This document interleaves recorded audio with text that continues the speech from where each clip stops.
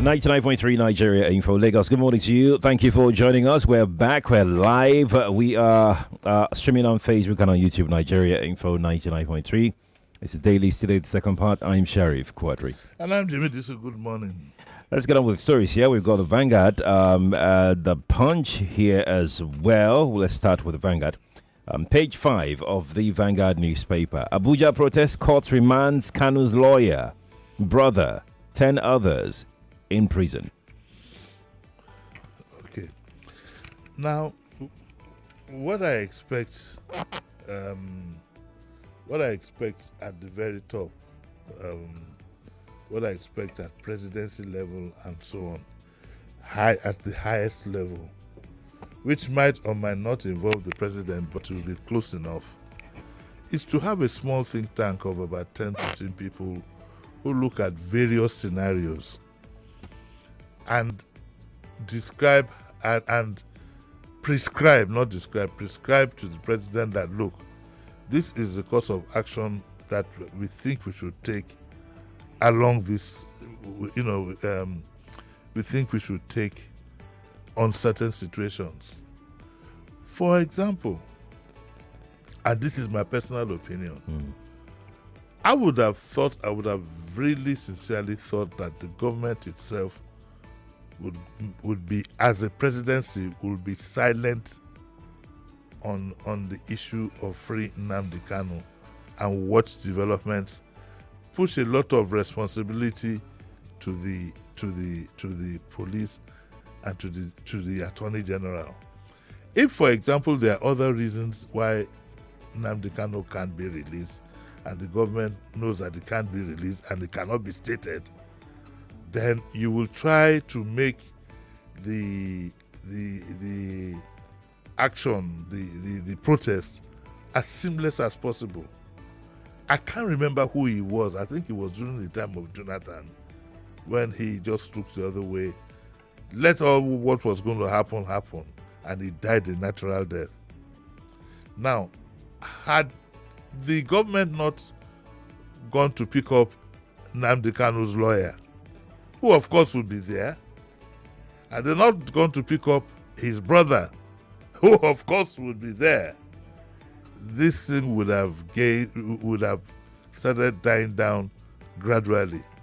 I'm looking at it from, I'm not talking about support for whether it should happen or not. Okay. But I'm looking at the ways by which things like this should happen. If Nnamdi Kanu's lawyer and brother hadn't been arrested, the thing would have died down. It would have been another day of protest. Indeed, if the police hadn't fired tear gas, and I said to Showore, oh, fair enough, which is part of democracy. If you want to practice democracy, let us do so. If the government is going to be intolerant of dissent, let us know now. There are ways by which you cannot say, oh, look, Showore, you want to create awareness. Let's agree. Let's take these routes. Let's go this way. We'll give you protection. We'll make sure urchins don't whatever. Instead, there was a harebrained idea by some people who I think supported government. They too now had their own demonstration on the same day in favor of the government. Who does that? We would have led to chaos and bloodshed and escalated. We should take cognizance of the times that we are in. We should take cognizance of the times that we are in, that one small thing can spark off a conflagration that will consume us all. Instead, it was the spokesperson of the president. He is now being held responsible somewhat for the arrest of Kanu's lawyer, and well, at least of Kanu's lawyer. I don't know about that of his brother, because it was reported that he said he should be picked up, and picked up he was. Because when Bayo Ononuga speaks, everybody assumes that the president has spoken. And so if care is not taken, Nigeria will walk into a mess that could consume us all. Those are my remarks. But the lawyer was picked up. His bail application was stalled. Even if you are going to pick up somebody like Nnamdi Kanu's lawyer for optics, immediately you should have a magistrate on standby who's going to bail him. So at least let it be known that you arrested him and is going to grant a bail. Apparently, they took him to some court far from wherever it was, and his bail application was stalled. And he has now spoken from prison. And to certain persons, you've made their day by what? You've made them a hero. I didn't even know who he was. Now I know who he is. His name is Ejimako. And he says, Ejimako speaks from Kuje prison. We have an activist in the making. And he was assuring his supporters of his safety and expressing concern. It's a pity. I still maintain that there's not much very deep thought around the president. There's a lot of huffing and puffing, usually in the wrong direction, and it's very, very sad. We'll see where this ends. And we'll see how it goes. Indeed, we will. Let's go to page 7 of the Vanguard now. ISWAP plans fresh attacks in Ondo, Kogi. The writer says Ondo police holds security meeting. Well, the DSS have said that ISWAP is planning an attack. There's an imminent terrorist attack in some communities in Ondo and Kogi. Okay, and that a confidential memo was addressed to the brigade commander, and the security service warned that credible intelligence confirmed plans by the insurgents to launch coordinated assaults on several communities. A confidential memo, how it became public memo, I don't understand. We are reading this just like the ISWAP people are also reading it. I hope you realize part of my thinking is that it's possible that the gentleman who opens the gate for you and says yes sir in the morning, when he says he's going home for farming, he could go to join the Boko Haram people for a very good sum of money, fight for 3 months and come back and open your gate and say yes sir, yes sir, yes sir. I think we had a bit of experience like that, if I do remember, when I was in Surulere and some factory, they picked up 1 or 2. But the confidential memo is also dated. Then this is no longer a confidential memo. Anyway, we are told that there's likely to be an attack. And the question I would like to, well, I can't ask the security people, it's not in my place to ask them. But the question that comes to my mind is that if we already know that these people are going to launch an attack, don't we know where they are? Don't we have an air force? Don't we have troops that can neutralize them before that attack is made? Things like this, one should sometimes take with a little bit of care. There's so much politics going on. The other day I read something from somebody who said that, the coup attempt against the president was a Fulani arrangement. In these days of politics, all options are open, and one should have an open mind about these things. But generally, I'd like all of us to be careful. We've been told. Let it not be that it is true, and then we didn't heed the necessary warning. But I don't get some of these things. I don't get it. I know that, to put it bluntly, some people are trying to make the next election a tribal matter. And I have said that, just like President Jonathan said, the president must insist that there should be no drop of one blood because of his ambition. It is very necessary that he puts that in place. Indeed. Let's move on to our next story. Page 8 of the Vanguard. If you're just joining us, you're most welcome. We're streaming on Facebook. You can watch. Yes, you can watch. You can also watch on YouTube as well. Search for Nigeria Info 99.3 and you'll be able to watch us live and drop your comment as well. CAN, that's Christianization of Nigeria. CAN fires back as presidency says Christian genocide real. I don't think these two bodies realize the implication of what is going on, both CAN and the federal government. I expected the federal government by now to have invited CAN and give them a full briefing.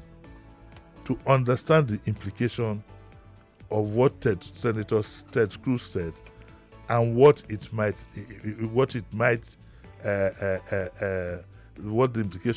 implications might be. What are the reasons for the sudden focus on the fact that, quote and unquote, Christians are being persecuted?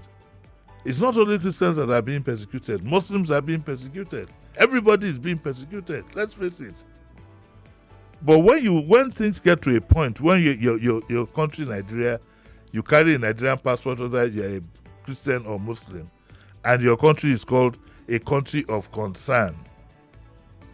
When you're a country of concern, all options are open. All options are open, including military presence of some multinationals, all in a bid to, quote and unquote, stop the whatever of Christians. And Bishop Kuka, who is a Catholic, he urged the international community not to designate Nigeria as a country of particular concern. That's a contradiction. If you go on saying that you see, when you say Christians are persecuted, people are persecuted all over the world. But when you say Christians are persecuted, you have to be very, very careful. Indeed, the federal government itself had to be very, very careful. I don't trust, or let me put it this way, I am worried about the real intention of Ted Cruz. And if the CAN doesn't know, they should go and get an expert in international politics to tell them that it's not necessarily on their side. There is something amiss. And there is an intention hidden. Mark me, A, I have not said Christians are not being persecuted. B, I have not said nothing should be done about it. But C, the people that you cry to, you have to be very, very clear of their intention and know that the actions they take will not be divided. Your passport doesn't say whether you're Christian or Muslim. There is no area that is Christian or Muslim. There could be some dominance in some areas. So a lot of care has to be taken. Part of the story says that Archbishop, the CAN president, Archbishop Daniel Oko, clarified that he did not at any point dismiss or describe the widespread killings as a so-called Christian genocide, as claimed in the press statement reportedly issued by Barrister Daniel Bwala, who is a special advisor. Like I said, I let's be very, very careful here, because I don't want to be accused of the wrong thing. I'm not saying that Christians are not facing persecution. Muslims too face a lot of it. If the things that go on in the north, it's both ways. So what I am saying is that the so-called people you are running to for help, I hope it's not the same persons that are digging a grave for you that you are running to for help. And that is the best I can say. Be careful who you call friend. Be careful who you call your friends. Be careful. I don't trust America. When I say I don't trust them, I'm not saying they're criminal in nature, but in anything they do, they put their own interest first. America is nobody's friend. At the back of anything they do, there's American interest there. So you need to be very, very careful how you deal with them. You need to be absolutely careful how you deal with them. You need to find out, for example, these people who are persecuting you, who is funding them. You need to be careful. And I find a lot of carelessness in public. People don't understand international politics. You need to be sure that it's not as if this situation is created for reasons that might not be known to you immediately. So let's all be careful. But I expect the government to reach out to can reassure them, let them work out a plan where these things can be reduced. But running to America and depending on one senator, Ted Cruz. Oh, but the guy is an American, and the first thing is America first. Let's go to. I'm looking at some comments here on Facebook. Pretty interesting comments. Let's take this story though. In the Punch, page 9, Sanwo-Olu, Fashola, Ambode, Lagos APC endorse Tinubu's re-election. Yes, it is to be expected. It is to be expected. It's all, gearing up for the presidency. But at this APC, according to this photograph, it says stakeholders at the Lagos State chapter of APC have expressed support. But it was taken by several party chieftains and APC stakeholders forum held at Eko Hotel. In the photograph here is my Oga, Professor Wole Soyinka, with an APC. Is this a muffler? Has he joined APC now? I don't know, but let me read the caption. It says, Chairman Badagry Local Government, Chairman Chief Executive Nigerians in Diaspora Abike Dabiri, Special Guest of Honor Professor Wole Soyinka. Oh, special guest of honor. Yes, with this thing around him. This photo ops has set up the poor man. Yes, it has set him up. When you are a celebrity, you need to be careful how you deal with politicians. I don't think anybody told Professor Wole Soyinka. Maybe I suspect that he might not have been told the real agenda of the meeting. What they're thinking is about Balonu, what muffler is about Balonu, and the photograph here with them declaring. But he would have seen the muffler. Even if he wasn't told. Maybe he was told it was because he was wearing a Shrebi, okay, but he now wore the muffler about his own. Anyway, the truth is that you need to be careful with politicians. Something tells me that if Professor Wole Soyinka knew that this was what it was going to be, not that he doesn't support the president, but I don't think he'd like to be identified. This more or less almost identifies him as a member of the party. That's why I asked, has he joined? That's the first thing you would ask if you. Another thing that bothers me is, according to a statement by Sanwo-Olu's special advisor on media and publicity, Boyega Akosile, the motion endorsing Tinubu to run for another term was moved by the Yanyok More of Ikorodu, Oba Kabiru Shotobi, and seconded by Obasa. I thought Obas were supposed to be neutral. I thought so too. I thought that is what it is. Obas are supposed to be neutral. They are fathers of all. Thought so too. In his domain are PDP members. In his domain are Labour Party. In his domain are You Chop I Chop Party. He should be father of all. And I find it a bit odd and a bit I don't want to use the word degrading, but I find it a bit below his how does Femi put his Femi here? It's a bit below his job.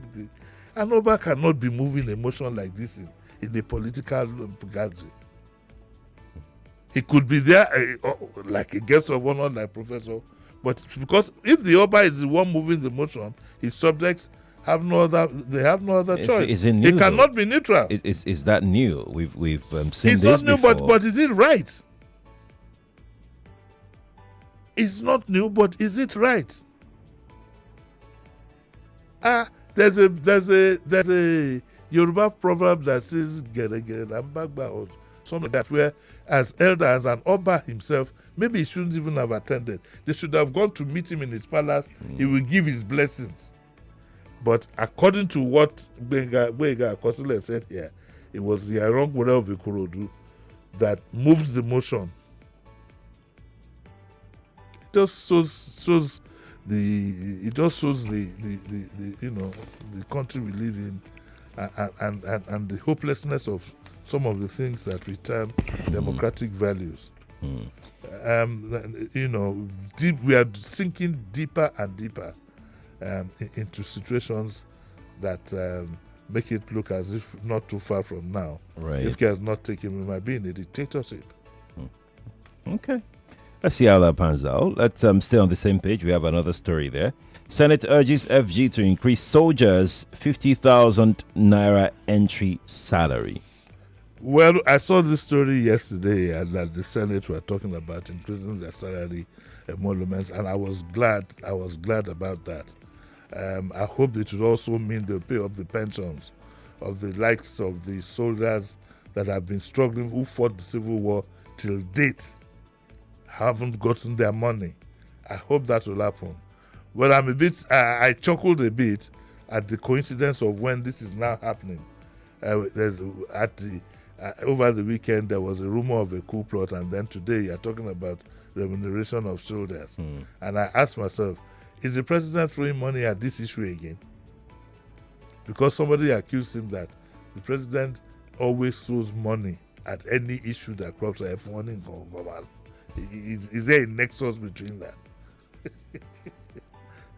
But I'm glad that life would be, life would be made better for this. But you see, the truth is that it's not so much what you pay people; it's the gap between what you pay A and what you pay B. Because if you talk about the one of the soldiers and whatever now, and then you go again and increase that of the National Assembly and political appointees, we are back where we started. The gap is too much. So it's not so much, because of course inflation and all other things will follow. You know that the gap is too much. It's bridging the gap that is Nigeria's major problem in this regard. But then I don't know which economist and whatever. I'm trying to find out here. Sorry to butt in. I'm trying to find out right here, right now, if our soldiers have life insurance in service and out of service. Well. So let me read do a this. quick search. In the motion, Ndume said the nation's troops and security operatives deserve better compensation, which I agree with 100%, given the skills and sacrifices and whatever they think. He said there's an urgent need to improve the minimum wage and improve conditions for members of the armed forces and other security agencies. So I think insurance and all these other things will be part of. If you have a health insurance, if robust health insurance, whatever, for our soldiers, both in service and retired, how much is it going to cost you to pay for the premium? And then they don't need to. I was surprised. I asked old soldier who came after fighting for the civil war and everything. He has to fend for himself. He had a stroke. Friends and so on have to start giving him money. A man who put his life on the line for the country. A robust. But I remember, I think it was in Akwa Ibom. I think part of the government pension at one time, I don't know about now, was saying, given about 100 million for his health, whatever, and for him and his family, when you could have paid a small premium and put him on a robust health insurance. But I'll just chuckle at the nexus between on over the weekend there was a rumor of a coup plot, and then on Monday Owenu.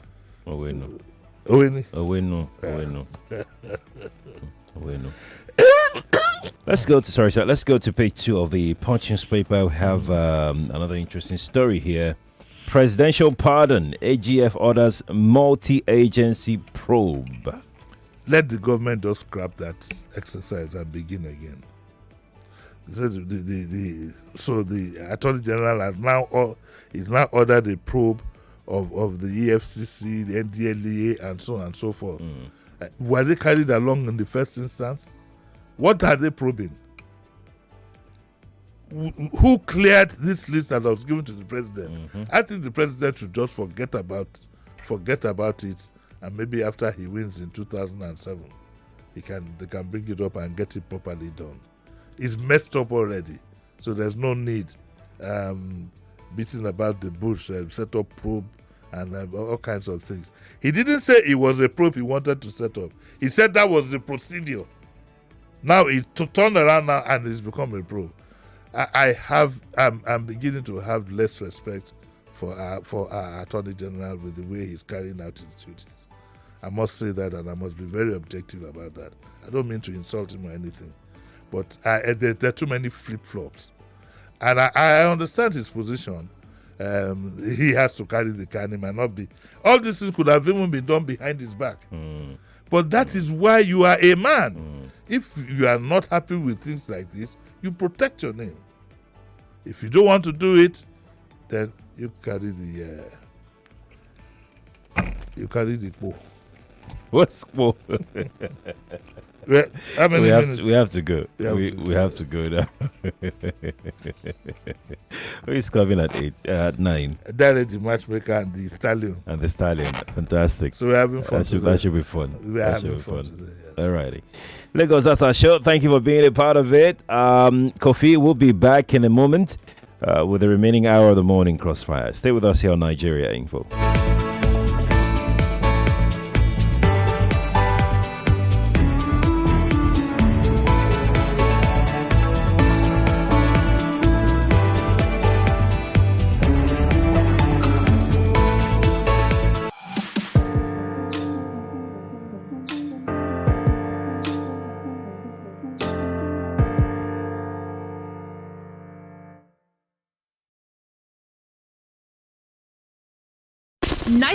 .3 Nigeria Info. We are more than just radio. Subscribe to our YouTube channel at Nigeria Info FM. Check us out on Facebook at Nigeria Info 99.3. Follow us on Twitter at Nigeria Info FM and on Instagram at Nigeria Info FM Lagos for live updates as it happens. 99.3 Nigeria Info. Let's talk.